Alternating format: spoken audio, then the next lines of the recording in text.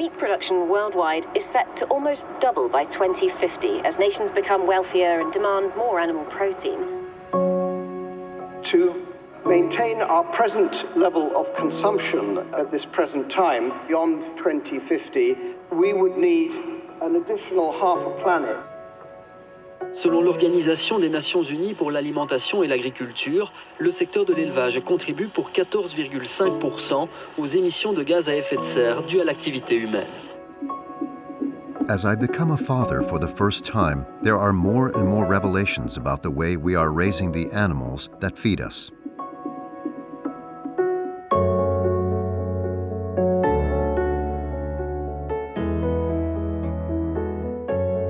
A new study from the World Health Organization has revealed that eating processed meat can cause cancer.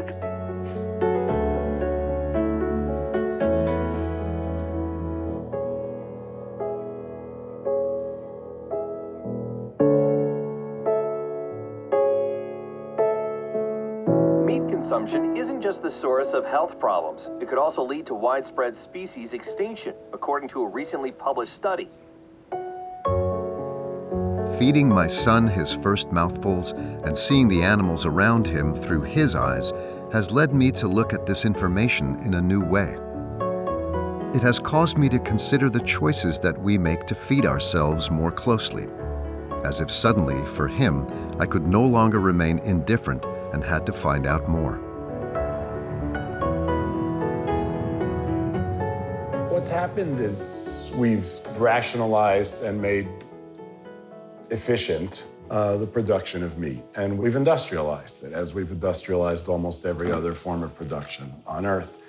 And the efficiency allows us to produce more meat than ever before, by far. Before World War II, let's say, there was none of what we're talking about. Many people raising 2 pigs, 6 pigs, 10 pigs, 20 pigs, 200 pigs. No one was raising 10,000 pigs. All pigs were pastured pigs. Chickens, same kinds of thing. They may have been raised by the hundreds. Now they're raised by the hundreds of thousands. So the scale has gone from a human scale that's comprehensible to a scale that's really incomprehensible. The problem is that the system has an expiration date. Is it still possible to feed animals to our children while respecting the planet, the animals' welfare, and our health?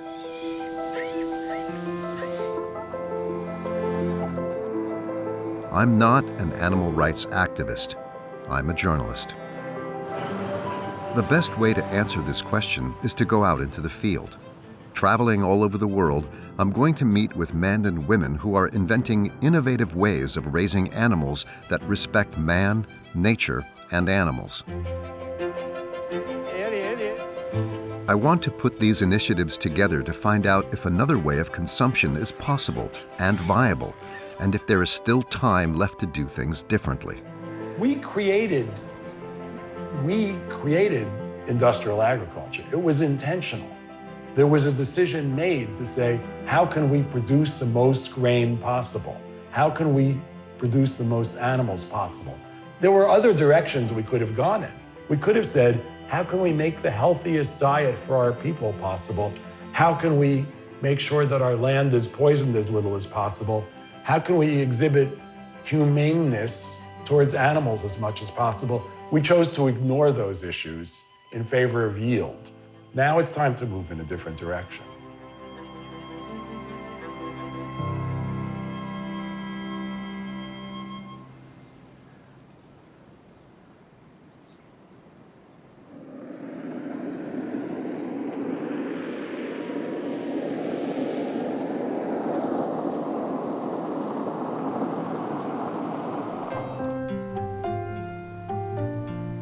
I heard about a man in the plains of the American Midwest who decided to challenge the dominant industrial model. He has developed a new method of livestock farming that is closer to nature to prove that doing things differently is still possible.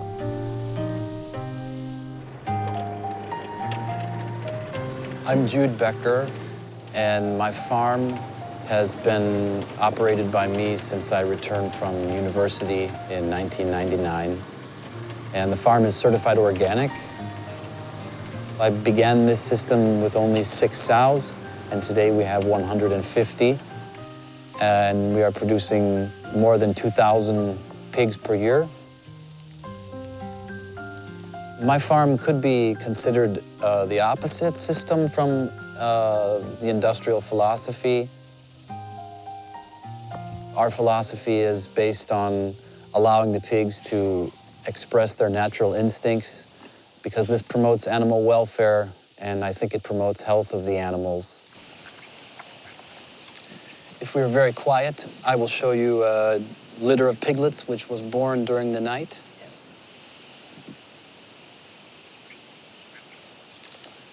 You can see there are about 12 pigs.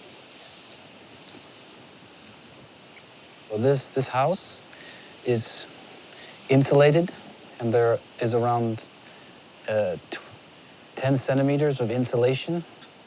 So the wall is quite thick, and it's made of steel, so it's very strong.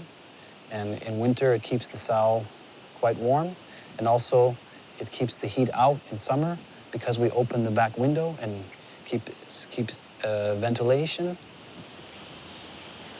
It's a more natural system. The pig can grow in its natural way by living outside and experiencing the earth, because a pig has this special nose to dig in the earth. And if it cannot have this, then it's not complete. It's not completely a pig. Something is missing. This kind of farming resembles the images that we see in adverts. However, over 80% of pig meat doesn't come from farms like Jude Becker's, but from industrial farms like this one.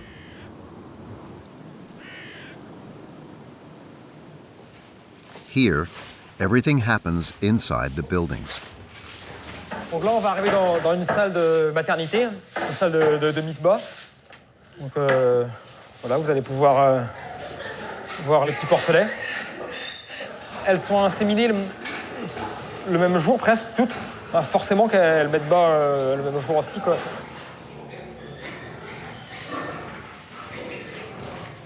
On appelle ça une case de miche-bas. La truie est rentrée une semaine avant de mettre bas pour qu'elle s'accoutume à la salle et qu'elle ne soit pas stressée le jour de la mise bas. Elle reste dans cette case-là avec ses petits pendant 3 semaines. Et pourquoi vous avez besoin de ça? En fait, elles sont bloquées parce que une truie, ça n'a pas forcément l'instinct très maternel. Ça aurait tendance à écraser ses porcelets. Une truie, 80% de son temps, ça s'est allongé. Hein. Donc, en fait, qu'elle ait de la place. Et là, elles peuvent se retourner? Non. Non. Les systèmes industriels de production animale, ils visent à produire de la matière animale. Quand vous êtes dans un système porcin, le but, c'est pas d'élever des cochons. C'est de produire du porc. Pas des porcs, pas des cochons. Du porc, de la matière animale porcine. Une porcherie, déjà, c'est un lieu fermé, une zone fermée dans laquelle il y a des bâtiments fermés, dans lequel il y a des boxes fermées. Donc c'est un emboîtement de lieux fermés dans lequel, in fine, se trouvent des truies, des cochons. Il n'y a pas de la nature là-dedans. Le but, c'est que les animaux produisent le plus possible, le plus vite possible. Ils sont sur leur case en béton, là, ou sur pied-bottier, ils ne bougent pas. Ils n'ont rien à faire, ils mangent. Ils grossissent. Et en 5 mois et demi, ils passent d'1 kilo à plus de 100 kilos.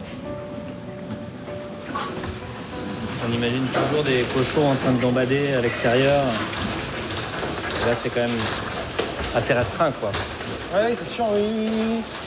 Mais aujourd'hui, beaucoup de la production est faite comme ça. Et les animaux sont quand même relativement en forme. Là, on voit qu'ils viennent vers nous, il y en a qui courent, qui s'amusent, qui... Je sais pas si dehors, ils seraient forcément beaucoup plus heureux.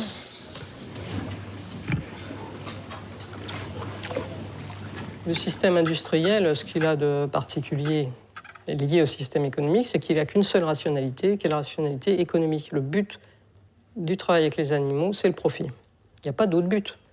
Ce n'est pas la relation aux animaux, ce n'est pas la relation à la nature, ce n'est pas de produire des aliments qui soient bons et sains, c'est juste que les animaux ils servent à générer de l'argent.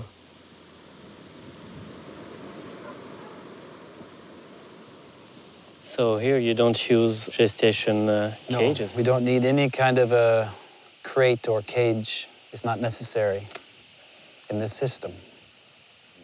In the outdoor system, we are relying on the instincts, the motherly instincts of the sow to raise her piglets. And so we don't spend too many hours here every day.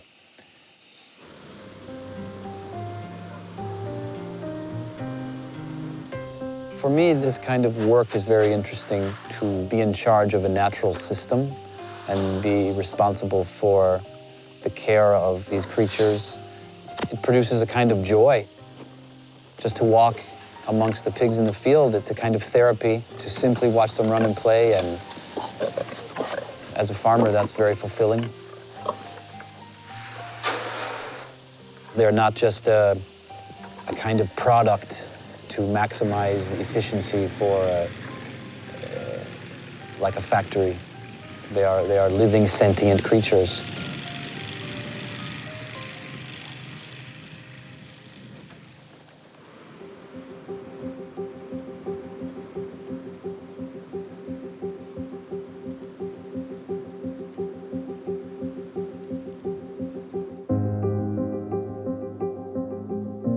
Farming that takes into account the animals' well-being and frees them from their cages is indeed possible. But is it economically viable on a larger scale? Industrial production has radically reduced food prices.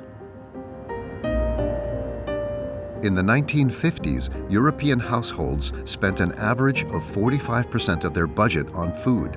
Today, it is just around 15%.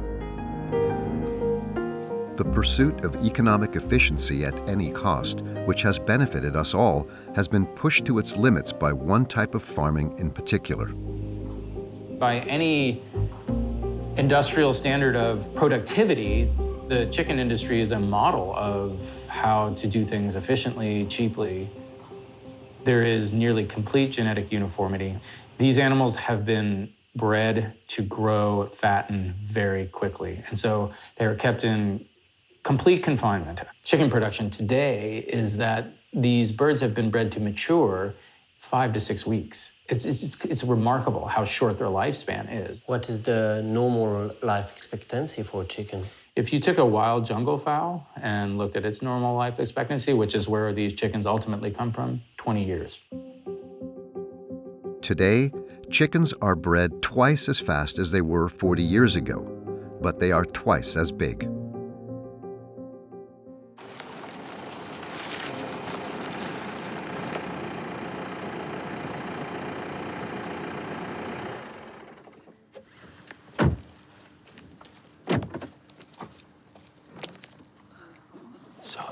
So now we go just down here and then down there, just in case that a car comes. We would go like in the, just follow us. So maybe we have to lay down on the ground. You have to watch out with the camera. Okay. But I don't think that something will come. Okay. Yeah. Industrial chicken farms no longer allow cameras in, so the only way to film them is at night, covertly. I go along with Christian Adam and 2 of his friends, German activists who are against industrial farming. The farm is about 200 meters away in front of us. It's a chicken farm for about, at all, 120,000 chickens. So there are 3 halls of 40,000 chickens. It's huge now. It's not really. Actually, it's a normal farm. So the chickens are always hungry because of the breeding, in a way that they are always hungry, that they eat and eat and eat so they can grow very, very fast. And that means lots of problems for the animals. And this is something that happens in every farm. And now you can smell it. Yeah. Exactly when we go in, just Just move very slowly. Okay. Okay. Yeah.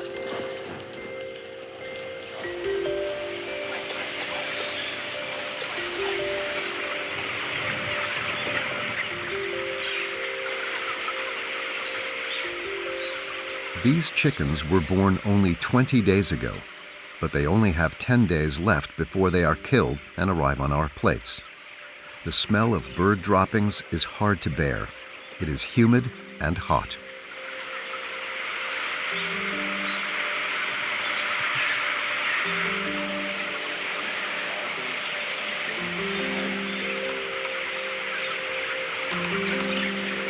This is what the industry never wants to talk about. From this point, I already see 10 dead animals. They're lying about the living ones, and actually that is pretty much. But if you think about normally in a farm like this, you have a mortality rate of about 8%, and that means that in a farm like this, over the time they are raised, 4,000 animals die, not in the slaughterhouse, but because of the conditions here. When we look at the ground, that's all old shit from the animals. Some are thirsty; they can't even get to the water. So when they can't stand up, they will die of thirst. These are the chickens we eat in every normal store in the gastronomy. This is how about, I think, 95%. I think at least 95% of chicken in Germany is raised, and these are the chickens we eat.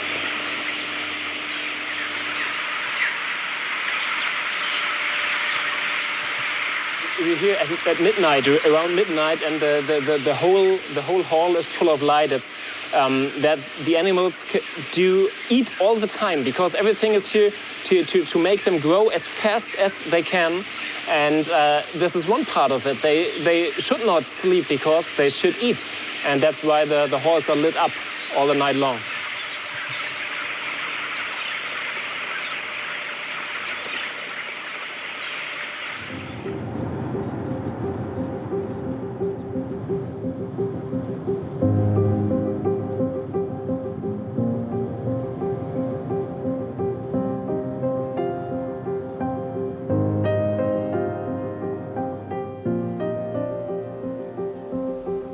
The race for economic efficiency has also been particularly damaging for the well-being of animals in the egg production industry.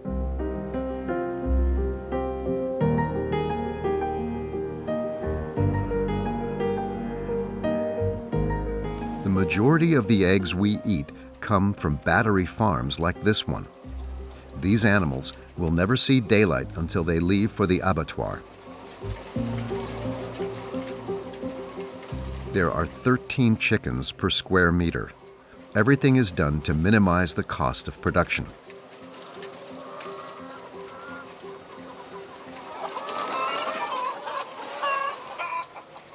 Worldwide, 60% of egg-laying hens live in cages. It's 68% in France. Seeing this with my own eyes, I realize that it really is time to consume differently and avoid eating products from industrial farming as much as possible.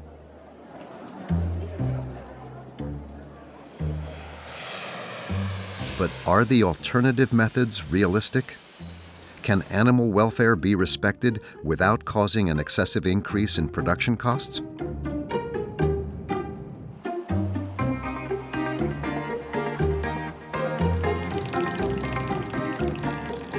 In the United States, there is an innovative method for farming egg-laying hens on a large scale while respecting their well-being.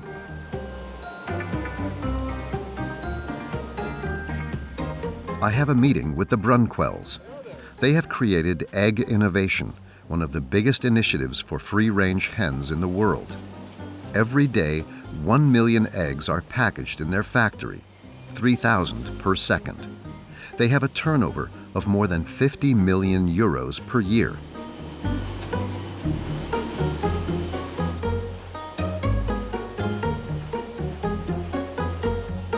I grew up on a caged farm. Then probably 20 years ago, I stepped into my first cage-free barn. And it kind of, destroyed some of my stereotypes. And then we took that a step further every couple of years and, said, okay, let's let the doors open.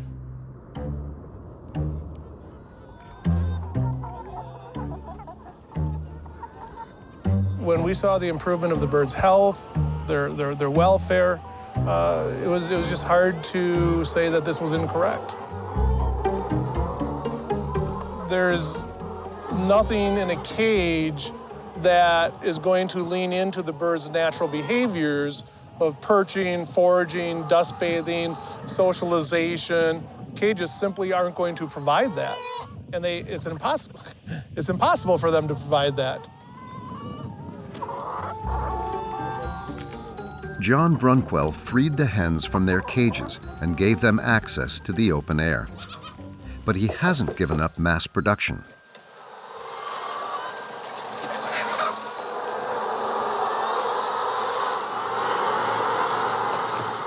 He owns 1,300,000 hens spread over 65 buildings like this one throughout the country.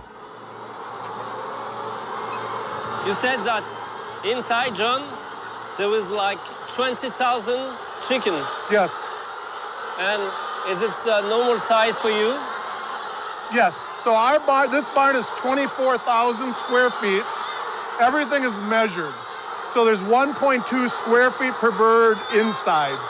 There's 22 square feet of pasture. There's 6 inches of perch space. Can they be really happy because they are so much in the same place? So a really good indication of happiness is if you walked into a cage barn, you would see a lot of anxiety. Even in a cage-free barn, they would typically run away. The fact that I can walk up to the birds and they stay and they're curious, and the fact that I can do that, that is a sign of happiness. That tells you how calm they are. They're not afraid of people because they've been allowed to engage in natural behavior. So they have the room to move around. This is a choice they're making. If they want to, they can go outside. Nothing's stopping them. Okay, she's not running away. Hey, you.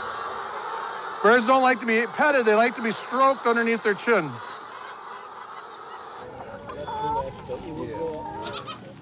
What we found is every time we improved welfare, I found my production went up, my mortality went down, good things happened with the birds.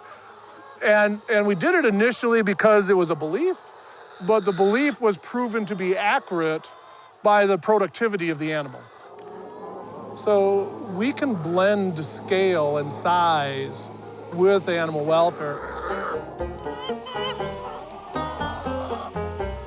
John Brunquell has succeeded in improving the well-being of his chickens while providing eggs for the breakfasts of 5,000 Americans every day.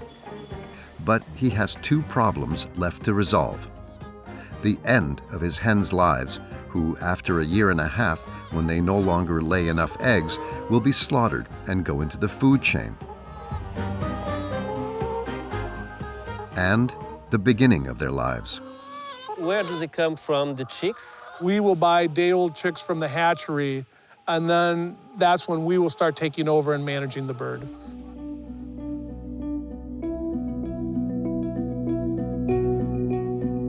And this is actually a kind of link in the supply chain that is rarely talked about. Hatcheries, of course, you don't know whether you're getting a male or a female upon hatching, and they employ very highly skilled individuals called chicken sexers. It's very hard to tell. It's very hard to pick up a chick and tell if it's a male or a female. And what these chicken sexers do, of course, if it's a hen, they will put it in the keep, box, and if it's a male, they will, usually these males are thrown into a grinder or into a bag where they suffocate, or in some cases they will just gas a bunch of the male chickens. Hatchery might produce in a day 50,000 chickens, half of them, so yeah, 10, 20,000 a day being killed.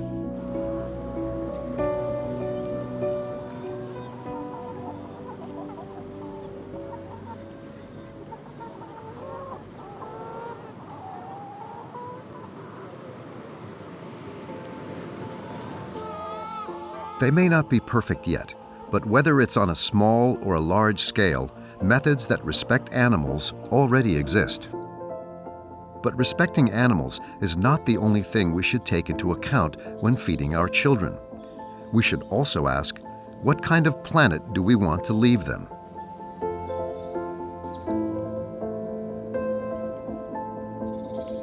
With 7.5 billion people on Earth, meat and fish consumption is excessive and has become a serious problem. To produce the animals that we eat today, we are damaging the world they will grow up in tomorrow. I mean, the numbers are pretty clear if you want to just begin with greenhouse gas emissions. Industrial agriculture, industrial animal agriculture is responsible for at least 18% of all greenhouse gas emissions. And that's a kind of remarkable chunk of responsibility for just one industry in the global economy.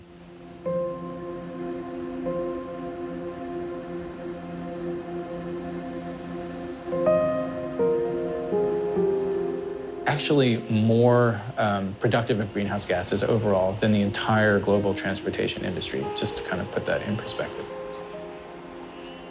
To face the rising consumption of meat, we have chosen to produce more animals more intensively.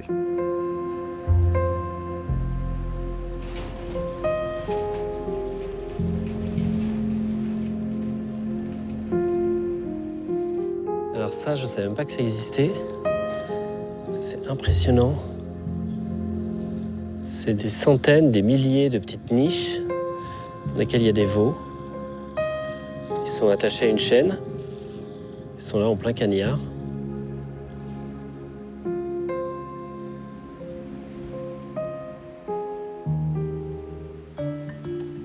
To fatten up the billions of animals as quickly as possible and to increase their yield, we grow more and more genetically modified grain. To plant them, we destroy forests, which increases global warming and destroys biodiversity. The quantity of water required for these crops, like corn or soy, exhausts the groundwater. And the huge quantities of pesticides and chemical fertilizers that we apply destroy the soil and endangers our health.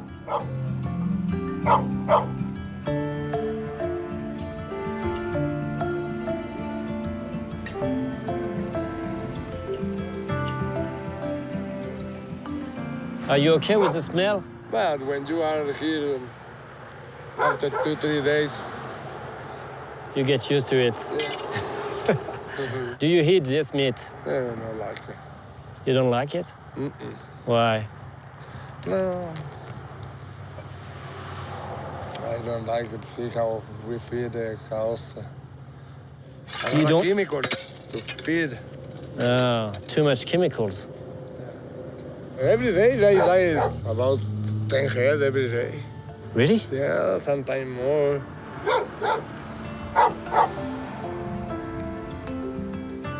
There is another consequence of this massive industrialization. To distribute the grain all around the world, they are loaded onto huge petrol-guzzling ships that cross the oceans, further impacting global warming.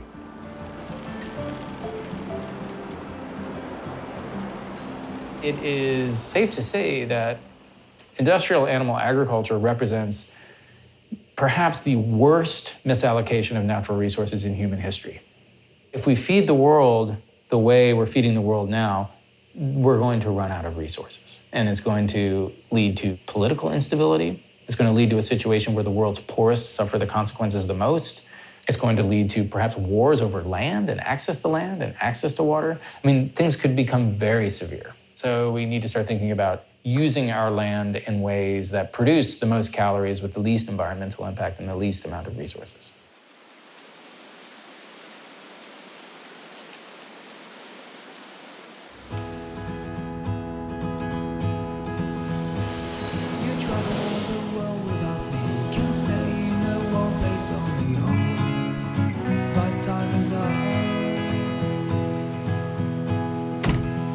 A new generation of farmers have decided not to follow this dominant system and try to reinvent farming methods to feed the world differently.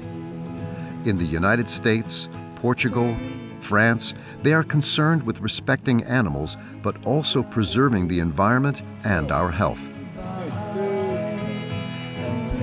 Oh, il y a du poil qui brille là. Oh, tiens, un beau veau. Mon métier, c'est surtout un métier de passionné, passion de la terre. Après, bien évidemment, de l'élevage, mais de la terre en général, du respect de cette planète et de la capacité qu'on a de pouvoir vivre avec cette terre.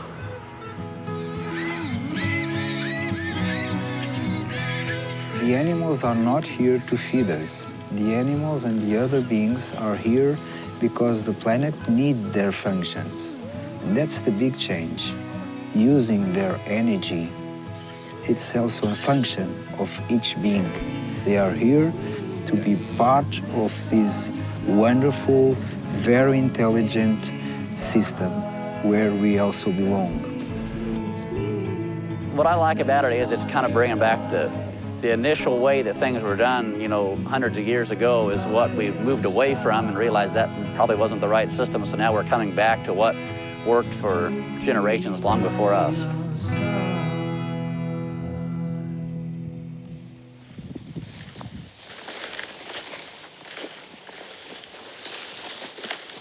So what these cattle are eating, there's several different varieties out here. You've got some cabbages, kales, there's millets, and there's vetch, which would be a very high protein. You also have clovers, which would be another very high protein crop.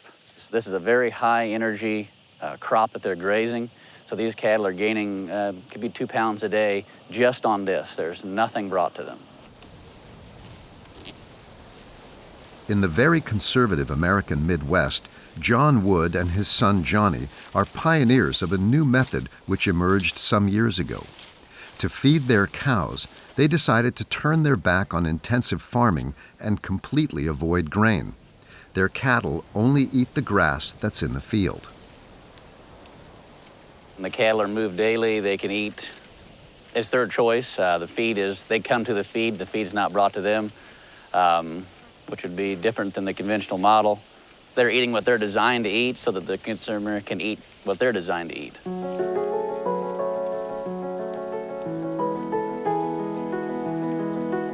This whole system is with the future in mind.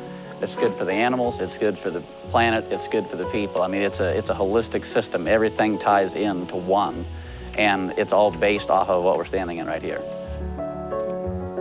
With this system, the Woods must wait an extra 6 to 7 months before their cows go to the slaughterhouse, because it takes longer for them to fatten up.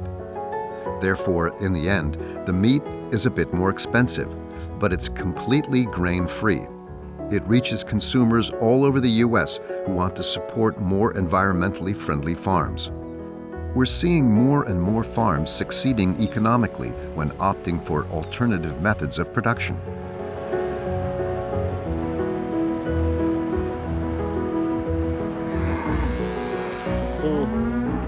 Oh, pitchounette, hey. Je suis Jacques Abatouch, je suis éleveur de vaches, d'élevage bovin, je suis producteur de veaux. Ce type d'élevage est respectueux de l'environnement parce qu'on nourrit les vaches en autonomie complète. C'est-à-dire qu'aujourd'hui, on n'achète rien à l'extérieur. Tout est produit sur la ferme. Donc on est en circuit fermé, complètement.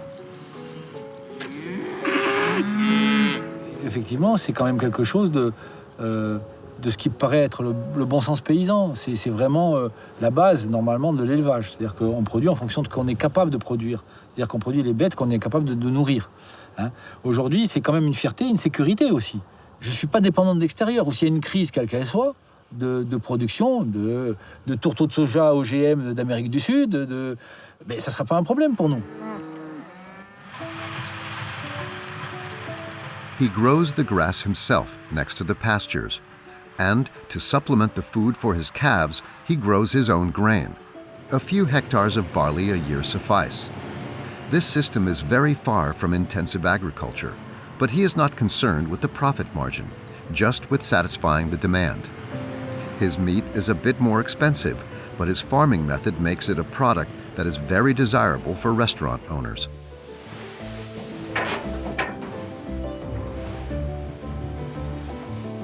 Voilà. On n'utilise pas de pesticides, on n'utilise pas de désherbants, on n'utilise pas de traitement d'engrais chimiques. Déjà, on n'impacte pas l'environnement par rapport à ça. La seule chose que j'importe, c'est des déchets d'autres. Je gère leurs déchets qui seraient polluants autrement. C'est-à-dire que du fumier de cheval, de la fiente de poule, si c'est pas bien géré, c'est polluant. Là, au contraire, sur la surface qu'on a, on en fait, mais on est loin d'avoir des doses, mais c'est infidécimal. Finalement, on arrive à avoir du coup un résultat derrière qui est extraordinaire, parce que c'est la nature, vous savez, quand on s'applique, naturellement, elle vous aide, et la faune microbienne démultiplie la valeur du sol et la capacité de pousser. Avec la chimie, alors, si, c'est sûr, on y arrivait, mais après, vous aviez un support. C'est plus un sol, c'était un support. C'est-à-dire qu'il n'y a plus de vie. Alors que là, c'est de la terre vivante. Tout ça, c'est une symbiose globale du sol, des plantes, des micro-organismes qui fait que la vie se maintient et on réussit à créer cette vie qui fait que la terre vous rend ce que vous lui donnez et ça marche bien. Il faut arrêter d'imaginer que la production intensive va sauver l'agriculture. Non, ça va pas. Ça va créer des industriels, mais plus de paysans. Et on a besoin de paysans parce que ceux qui vont vraiment respecter l'espace, c'est les paysans. C'est pas les industriels de l'agriculture. C'est pas pareil. L'industriel de l'agriculture, c'est un gars qui fait qui regarde les cours des bourses et qui va planter en fonction de ça, pas en fonction de l'environnement qu'il va avoir, des enfants qu'il va avoir, qui vont pouvoir vivre sur leur terre. Ça n'a rien à voir. Ça, c'est de l'industriel. Nous, on est des paysans où il faut qu'on défende notre mode de production et qu'en plus on défende notre territoire.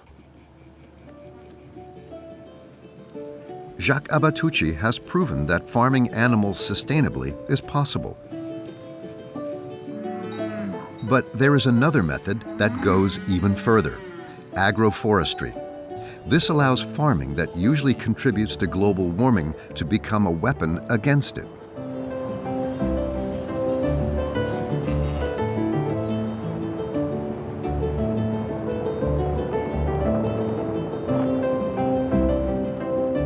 Agroforestry has existed in certain regions of Portugal for centuries.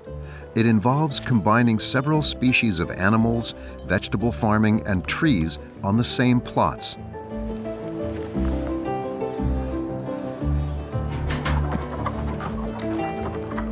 One hour outside of Lisbon, a farmer has brought this system up to date by putting agronomic knowledge and modern technology together.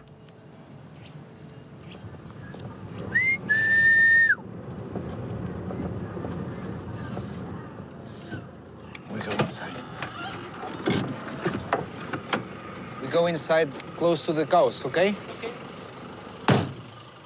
Olha a boquinha. Toma. Toma. Agroforestry, it's the way to cooperate with nature, understanding nature, getting deep on the knowledge of nature. The industrial attitude, it's an attitude of dominating nature. That's completely opposite stories. The results of dozens of years of industrial agriculture are plain to see. On one side are the wooded pastures of Alfredo Cunal. On the other is a desert, the result of decades of intensive cereal farming. Now it's not a soil, it's a subsoil. It's dead. And without soil, you can produce, but not with a natural fertility cycle. You have to bring it from outside. If you think that chemical fertility is based on fuel, on petrol, whenever you don't have access to petrol, what will we do? So it's, of course, needed to re-establish another ways to grow food. And that's, for us, the unique way that we know now. It's based on the natural cycles of fertility. Here, I have future. I'm growing my soil. I'm managing my ecosystem. I'm getting the ecosystem more rich every day.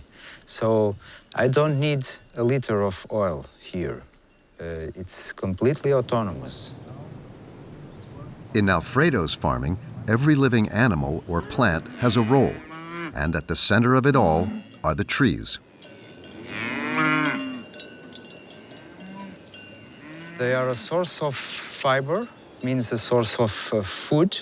Whenever you don't have fiber in the first step on the floor, they can feed directly from the trees, or we can cut and bring this fiber to the soil. But they create shadow, what is very important on the summer for the animals. If you look carefully, you will see that behind the tree, the pasture is a different quality, much more quantity and a different quality, because there is more organic matter provided by the tree. At the same time, the cows are also helping the tree with their manure directly. These beings are not here only to produce meat. If we only have trees or if we only have cows, all the system will be weaker and directly less resilient. The acorns from the oak trees alone provide 60% of the food for Alfredo's pigs, and the benefits for the environment are considerable. If you imagine in terms of energy efficiency, you imagine the efficiency of having a tree producing and pumping food during 300-400 years, completely adapted, no fertilizer, no machinery. And now think the other system to feed pigs, that it's based on cereals. Every year you have to move the soil. Every year you have to use a lot of fossil fuels to produce cereals to feed the pigs. The energetic efficiency, it's completely different. Here, it's just wait and eat. Industrial agriculture releases a lot of carbon. Here, it's the opposite. With this system and with this structure of agroforestry, we trap a lot of carbon, more than 1 ton per hectare per year.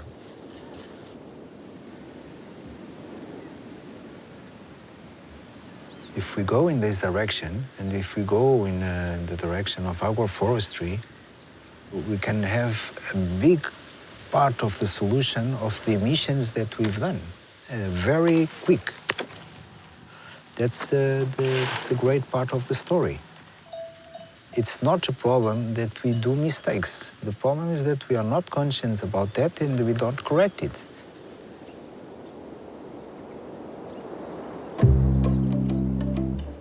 Alfredo's farm will soon be home to new trees that he is preparing to plant. They will revive the land that has become infertile due to industrial agriculture and will allow for new herds to graze. You can find beauty in the rain and hear it like a laugh and hear it like a laugh. On a larger scale, introducing agroforestry in France and Europe could allow us to meet the goals for reducing greenhouse gases. But can we feed the planet with such farms and their more limited outputs? Can we really do without industrialization?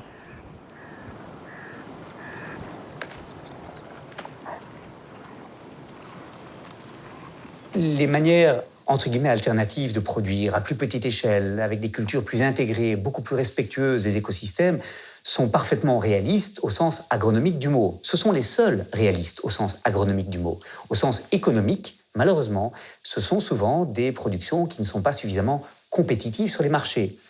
Pourquoi ? Parce que les marchés récompensent les producteurs qui produisent avec des économies d'échelle sur des grandes surfaces, que tous les dommages causés au sol, à l'environnement, à la santé publique, résultant de ces manières de produire, ne sont pas reflétés dans le prix de cette alimentation produite selon des processus industriels.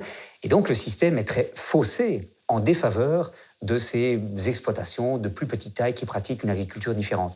Sauf que tout ce qu'on ne paye pas à la caisse du supermarché, on va le payer en soins de santé dont les coûts explosent, on va le payer en nécessité de compenser les dommages environnementaux considérables qui sont causés par certains modes de production industrielle. Et donc, ces prix, en quelque sorte, mentent et ne reflètent pas la réalité des coûts sociaux d'une production industrielle. We have to change things. Why would you not change things? The only reason not to change things is because you're the person benefiting from them. Who benefits? The people who are making the most money.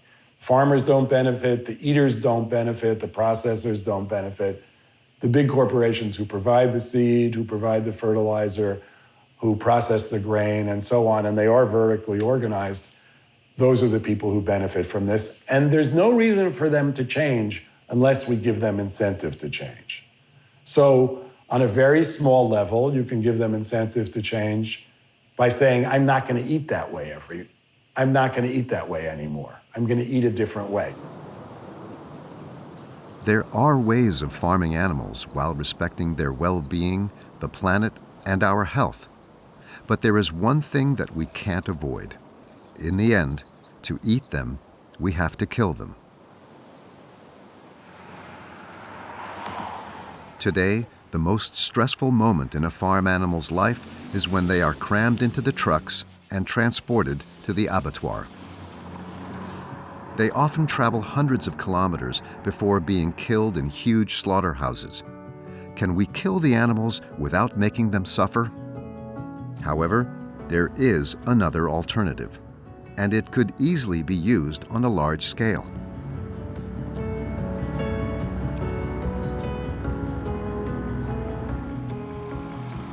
The mobile slaughtery is moving some weeks 800 kilometers. We are going from one farm to another every day. Sometimes there are small roads and we have to go very, very slowly. But we managed so far.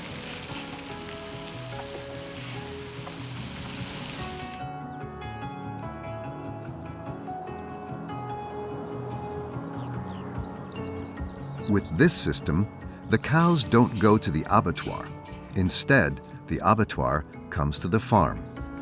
Once we come to the farm in the morning, we start then to the slaughtering process.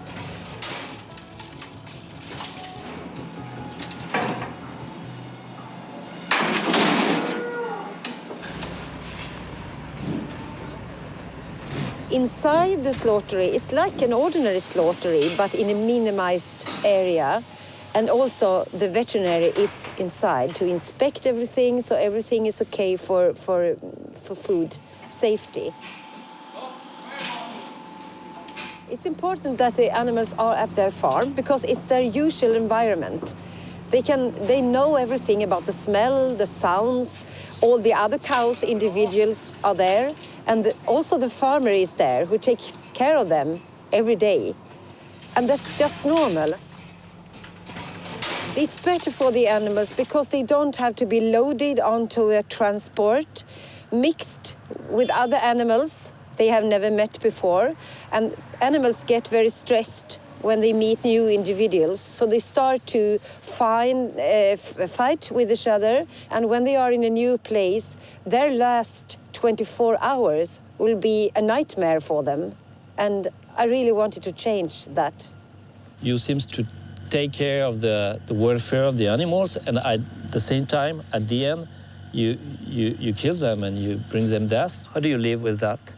Yeah, of course it's a difficult part.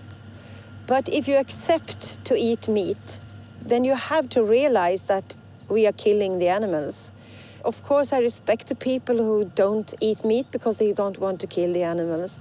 But I think it's okay if you really care about how they are bred when they are alive.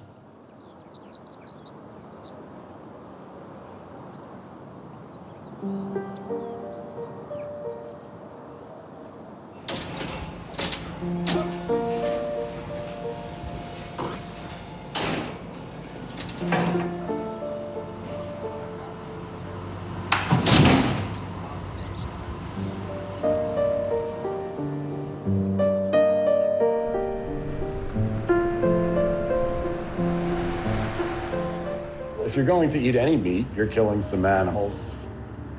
But there is a difference between killing animals 1 or 10 or 100 even at a time or in the course of a day, and killing thousands a minute, which is how things work now. There's a dehumanization factor going on here. Is different from how animals have been treated and dealt with by humans for the first 200,000 years of humans' existence. This is all new.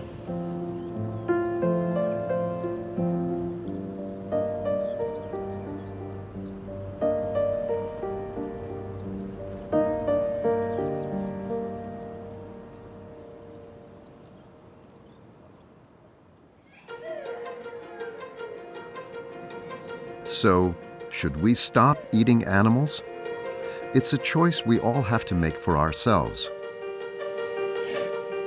But meeting those who produce our food has shown me it is already possible to do things differently. Viable alternatives exist and can feed us all. It also shows that we can move things along at our own level. By eating less meat and using the savings to buy better meat that is produced ethically and sustainably.